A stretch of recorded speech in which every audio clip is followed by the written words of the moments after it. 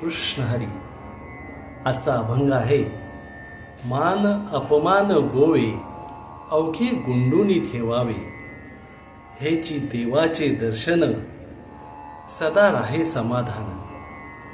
शांतीची वसती तेथे खुंटे काळ गती, आली उर्मी साहे तुका म्हणे थोडे आहे.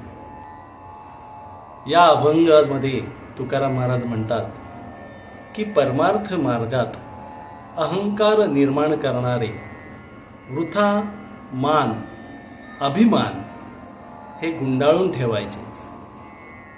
चित्ताचे समाधान हेच देवाचे दर्शन आहे. जेथे शांती असते तेथे काळही थांबतो.